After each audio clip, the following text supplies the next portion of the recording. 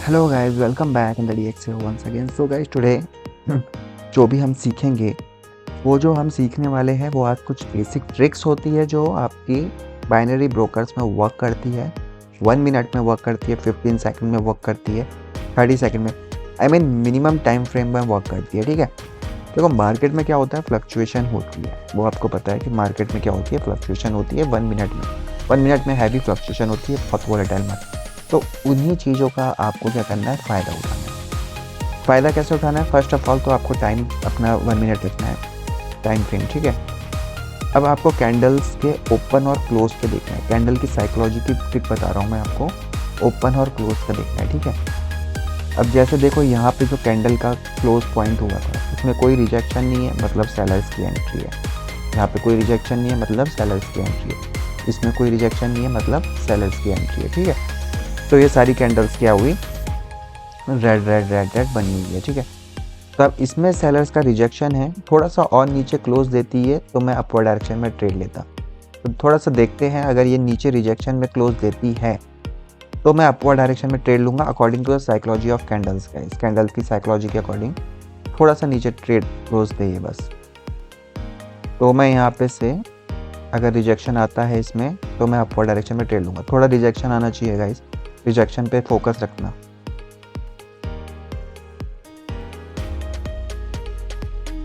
Rejection नहीं आया तो मतलब डाउनवर्ड डायरेक्शन में ही होनी चाहिए कैंडल। ठीक है, क्योंकि सेलर्स की एंट्री है। तो कब आपको रिवर्सल मिलेगा वो उसको आपको फोकस करना है, उस पर फोकस करना है, कब रिवर्सल मिलेगा। यहाँ पे देखो, जैसे मैंने आपको बताया था कोई रिजेक्शन नहीं आ रहा तो डाउनवर्ड डायरेक्शन में ही जा रही है कैंडल। ठीक है,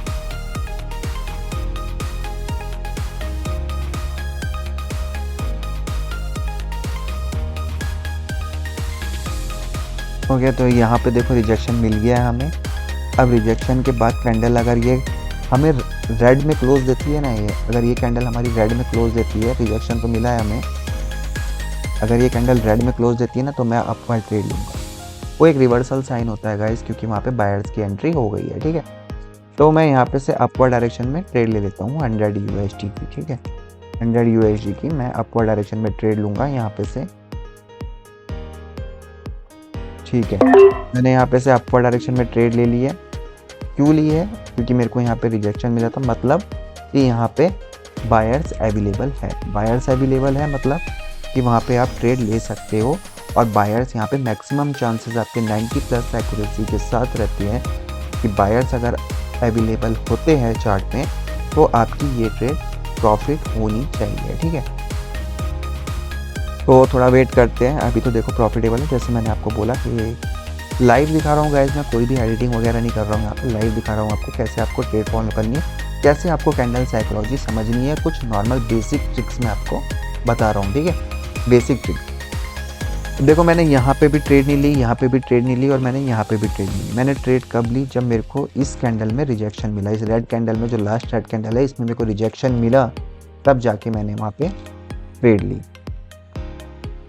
और देखो ये प्रॉफिटेबल है एज यू सीन, और वो भी काफ़ी अच्छी प्रॉफिटेबल है। कोई रिजेक्शन नहीं मिला, तो बेसिकली यहाँ पे आपको क्या देखना, देखो यहाँ पे रिजेक्शन मिल गया था ना मुझे, और वैसे भी मार्केट बहुत डाउनवर्ड डायरेक्शन में आ गया था, तो यहाँ पे रिवर्सल तो आना ही था, क्योंकि जहाँ पे सेलर्स होते हैं ना वहाँ पे बायर्स भी होते ही है ऑब्वियसली। अब यहाँ पे हमें कोई रिजेक्शन नहीं मिला, तो इसका मतलब ये है कि हम यहाँ पे से अपवर्ड डायरेक्शन में ट्रेड ले सकते हैं। बट मैंने यहाँ पे ट्रेड क्यों नहीं ली? क्योंकि मार्केट में बायर्स है तो सेलर्स ज़्यादा है। अगर ये बायर्स है ना यहाँ पे, तो सेलर्स भी यहाँ पे उससे ज़्यादा है गाइस। तो हो सकता है कि ये ट्रेड आपकी डाउनवर्ड डायरेक्शन में चले जाए, क्योंकि बायर्स ही नहीं है तो सेलर्स भी तो है। तो देखते हैं, अभी तो ये प्रॉफिटेबल ही है, इसमें अपवर्ड डायरेक्शन में भी ट्रेड ले सकते थे। बट जो रिस्क है, जो मैं एक्यूरेसी वाली बता रहा हूँ आपको, वो एक्यूरेसी वाली चीज़ें यही बता रहा हूँ। ठीक है, उसी के अकॉर्डिंग मैं ट्रेड ले रहा हूँ, इसमें आपको एक्यूरेसी मिलेगी। ठीक है, तो देखते हैं, इसमें देखते हैं। रिजेक्शंस में मैं ट्रेड लूँगा इस बार। ठीक है, मैं रिजेक्शन में ट्रेड लूँगा, और आई थिंक ये ट्रेड आपकी according to me downward direction में जानी चाहिए। थोड़ा ऊपर जाइए कैंडल तो मैं डाउनवर्ड डायरेक्शन में ट्रेड लूँगा। ठीक है, तो थोड़ा सा ऊपर गई, जितनी भी गई मैंने ट्रेड ले ली डाउनवर्ड डायरेक्शन में, क्योंकि टाइम भी नहीं था और 30 सेकंड ही बचे हुए थे। और डाउनवर्ड डायरेक्शन में ये क्यों जानी चाहिए, क्योंकि देखो बायर्स की एंट्री ऑलरेडी अवेलेबल हो गई थी, और तो सेलर्स की एंट्री भी आनी चाहिए, और रिजेक्शन इस कैंडल में शो हो ही रहा था, तो मैंने इस कैंडल के लिए डाउनवर्ड डायरेक्शन में ट्रेड ली। ठीक है, तो देखते हैं ये ट्रेड हमारी प्रॉफिटेबल होगी या नहीं होगी। अगर नहीं होती तो हम MTG1 यूज़ करेंगे, क्योंकि मनी मैनेजमेंट इंपॉर्टेंट है यहाँ पे। तो मैं MTG1 यूज़ करूँगा अगर ये हमारी लॉस जाएगी तो,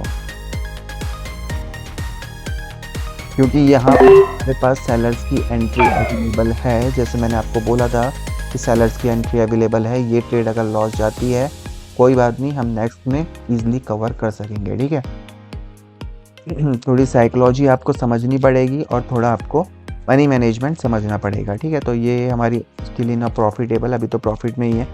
और यहाँ पे से भी देखो, यहाँ पे से भी एक लेवल तो बन रहा था, बट वो ब्रेकआउट हो गया इसमें। अब यहाँ पे जैसे एक लेवल बना है ना गाइस, ये लेवल है आपका, ये लेवल है ना जो आपका, तो ये जो आपकी कैंडल बनी है ना, रीटेस्ट कैंडल बनी है।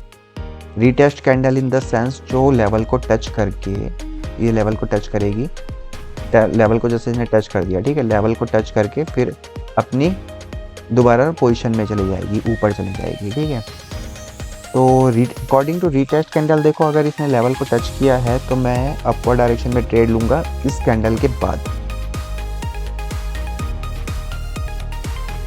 ओके, आई थिंक लेवल को टच किया है। अपवर्ड डायरेक्शन में मेरे को ट्रेड लेनी थी, बट मैंने नहीं ली, कोई नहीं, लेट हो गया मैं।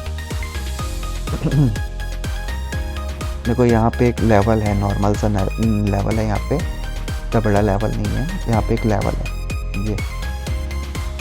तो लेवल को टच करके ये कैंडल अपवर्ड डायरेक्शन में जा रही है। ठीक है, और मूवमेंट जो है वो सेलर्स का है, तो ये भी रिस्की हो सकती है। बट जो मेन चीज़ है ना गाइस, वो चीज़ मैं आपको समझा रहा हूँ। जैसे आपको फॉलो करना है, कैसे आपको ट्रेड लेनी है, बेसिक टर्म्स क्या है ट्रेड लेने के, तो ये चीज़ें आपको साइकोलॉजी में मिलेगी कि कैसे आपको समझना है ट्रेडिंग को। ओके, तो ये भी हमारी प्रॉफिटेबल होती। लेट हो गया तो उस वजह से मैं ट्रेड नहीं ले पाया, ये भी हमारी प्रॉफिटेबल होती। ठीक है, क्योंकि ये एक रीटेस्ट कैंडल बनी है, और रीटेस्ट कैंडल हमेशा प्रॉफिटेबल ही होती है।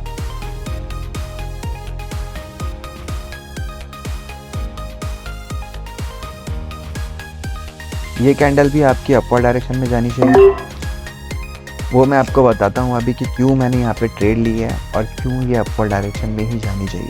देखो, हर कैंडल्स की अपनी साइकोलॉजी होती है, और आप इजीली प्रॉफिट जनरेट कर सकते हो इजीली। वो ज़्यादा कॉम्प्लिकेटेड नहीं है आपका binary trading, easily profit generate कर सकते हो। तो ये कैंडल का मैं आपको थोड़ा साइकोलॉजी टर्म्स बताता हूँ, जो आपको फोकस करना है अपनी बाइनरी ट्रेडिंग में। पहले प्रैक्टिस करना है गाइस, प्रैक्टिस करोगे तभी आप इजीली कमांड बना सकते हो अपना बाइनरी में, चाहे आप फॉरेक्स में हो। Practice is a man perfecting. So ये भी हमारी प्रॉफिटेबल है। अब इसलिए हमारी ये प्रॉफिटेबल है, ये चीज़ मैं आपको बताता हूँ। देखो, जैसे यहाँ पे एक लेवल था, जैसे मैंने आपको बताया यहाँ पे एक लेवल था, तो रीटेस्ट कैंडल बनी, ये रीटेस्ट कैंडल है, जो रेड कैंडल है ना, ये रीटेस्ट कैंडल है। अब ये रीटेस्ट कैंडल बनी, तो रीटेस्ट कैंडल के बाद क्या होता है, मार्केट जो पोजीशन होती है ना मार्केट की, वो अपवर्ड डायरेक्शन में मैक्सिमम रहती है। The chances are maximum it's on upward direction में, तो वो क्या रहेगी, अपवर्ड डायरेक्शन में ज़्यादा रहेगी। ठीक है, तो ये भी हमारी प्रॉफिटेबल ट्रेड हो गई। ठीक है, तो यहाँ पे मैंने आपको कितनी ट्रिक्स बताई। एक मैंने आपको ट्रिक बताई यहाँ पे कि ये रीटेस्ट कैंडल की, ठीक है। दूसरी मैंने आपको ट्रिक बताई कि ये देखो यहाँ पे कोई मेरे को यहाँ पे देखो मूवमेंट देखो मार्केट का कितना नीचे आ गया, तो यहाँ पे रिवर्सल तो होना ही था, वायर से तो सेलर्स भी होंगे, तो रिवर्सल तो होना ही था। तो यहाँ पे जब इसने रिजेक्शन शो किया ना मेरे को, तब मैंने यहाँ पे मार्केट में अपवर्ड डायरेक्शन में ट्रेड ली। एक ट्रेड ये हो गई थी, दूसरी ट्रेड ये ली थी क्योंकि यहाँ पे सेलर्स भी थे और रिजेक्शन भी शो कर रहा था, बट कोई नहीं, ये हमारी लॉस गई थी, बट हमने MTG1 में से रिकवर किया था। किसको? इस वाली ट्रेड को। फिर वो क्यों किया था? क्योंकि यहाँ पे लेवल था और मुझे लगा ये लेवल को टच करके डाउनवर्ड डायरेक्शन में आनी चाहिए, बट यहाँ पे लेवल को टच करके डाउनवर्ड डायरेक्शन में नहीं आई, इसने ब्रेकआउट कर दिया। तो ब्रेकआउट का मेन रीज़न यही होता है गाइस, अगर ये ब्रेकआउट करते तो उसमें कोई भी इंसान नहीं जज कर सकता, ठीक है। बट ब्रेकआउट का एक अच्छी चीज़ भी होती है कि ब्रेकआउट के बाद अगर आप MTG1 यूज़ करते हो अगर आप MTG1 यूज़ करते हो तो मेनली रीटेस्ट कैंडल ब्रेकआउट के बाद बनती है, और ये रीटेस्ट कैंडल बनी है उसके बाद मार्केट क्या होता है, जो आपका रेजिस्टेंस लेवल है वो आपका सपोर्ट में चेंज हो जाता है। ठीक है, तो यहाँ पे देखो ये रेजिस्टेंस बना था ना हमारा, पहले ये रेजिस्टेंस था, इसके अकॉर्डिंग, इस लेवल के अकॉर्डिंग हमारा रेजिस्टेंस था। अब यहाँ पे जब ब्रेकआउट हुआ तो ये रीटेस्ट कैंडल ने उस सपोर्ट को, अब वो रेजिस्टेंस क्या हो गया, सपोर्ट में चेंज हो गया, सपोर्ट को टच किया, फिर मार्केट अपवर्ड डायरेक्शन में दोबारा चले गया। ठीक है, तो ये नॉर्मल ट्रिक्स है गाइस। देखो मैंने आपको इतनी 5 मिनट में ही मैंने आपको ये पूरी डिटेल्स बता दी है कि कैसे आपकी साइकोलॉजी वर्क करती है।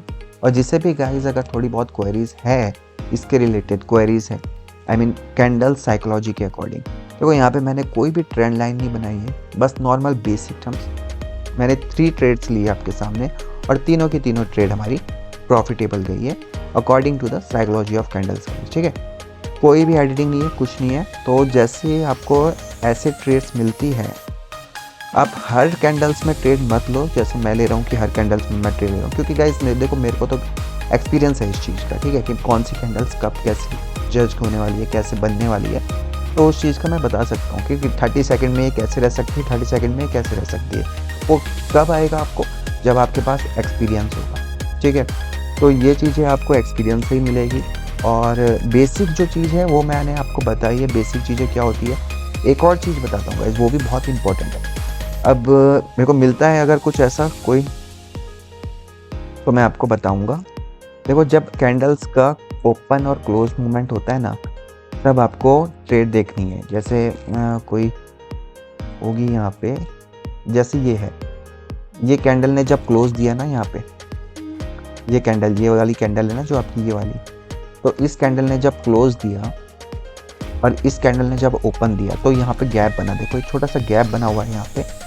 तो इस गैप में जो दिख रहा है ना आपको ये, तो गैप का हुआ नीचे से स्टार्ट हुआ, गैप नीचे से स्टार्ट हुआ, तो मतलब मार्केट में क्या है, अब ऊपर मूवमेंट जाएगा। ठीक है, गैप फिल करने के लिए मार्केट क्या होता है, ऊपर मूवमेंट करता है। ठीक है, गैप फिल करने के लिए, चाहे गैप जहाँ से बना हो, तो उसके लिए मार्केट क्या है, मूवमेंट करता है। तो इसलिए यहाँ पे से मार्केट ऊपर डायरेक्शन में गया है। और कोई ट्रेड होगी हमारे पास ऐसी, जैसे यहाँ पे देखो गैप फिल करने के लिए यहाँ पे भी एक हल्का सा गैप बना है ना, यहाँ पे मार्केट ने अपवर्ड मूवमेंट दिया। ठीक है, तो ये चीज़ें देखनी पड़ेगी। मारूबोजी को मैंने आपको बता दिया है, रिजेक्शंस नहीं है कैंडल में, तो क्या होता है, रिजेक्शंस अगर नहीं होते तो बेसिकली क्या होता है, कैंडल्स का क्या मूवमेंट सेम रहता है अगर रिजेक्शंस नहीं होते। ये देखो रिजेक्शंस नहीं है, इसमें भी रिजेक्शंस नहीं है, तो देखो माइनर रिजेक्शंस है गाइस, ज़्यादा रिजेक्शन नहीं है, माइनर रिजेक्शन। ठीक है, और जिनमें रिजेक्शंस रहते हैं गाइस, उनमें तो एंट्रीज रहती है, जैसे मैंने आपको बताया था। इनमें भी रिजेक्शंस नहीं है, इसमें भी रिजेक्शन नहीं है।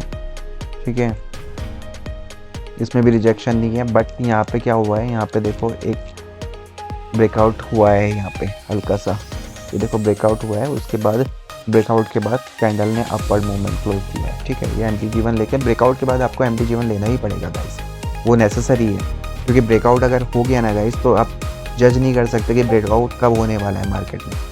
तो ये थोड़ा कॉम्प्लिकेटेड है ब्रेकआउट का देखना। और about the psychology of candles, वो मैंने आपको समझा दी है, कैसे कैसे कैंडल्स को आपको फॉलो करना है। तो वीडियो थोड़ा लेंदी हो गई है गाइस, थोड़ा प्रैक्टिस करना है इसके ऊपर, और you can make a easily profit with that things guys. आप इजली प्रॉफिट जनरेट कर सकते हो इन चीज़ों से। So hope you all understand, सब समझ गए होंगे। और अगर तब भी अगर किसी को क्वेरीज है कि कैसे मारीबोजो कैंडल वर्क करती है, कैसे कैंडल साइकोलॉजी वर्क करती है, कैसे हमें ट्रेंड्स को देखना है, क्या करना है, वो सारी चीज़ें आप मेरे से DM में पूछ सकते हो। कोशिश करूँगा कि मैं एक PDF बना के भेज सकूँ आपको, जिसमें आपकी 3 ट्रिक्स रहेगी और तीनों ट्रिक में आपकी डिटेल्स रहेगी कि कैसे कैसे आपको यूज़ करनी। तो ऐसी वीडियोस ट्रिक के अकॉर्डिंग मैं लाता रहूँगा और आप इजीली प्रॉफिट जनरेट कर सकोगे। ठीक है, so hope you all understand, love you all, stay with us and thanks for supporting us.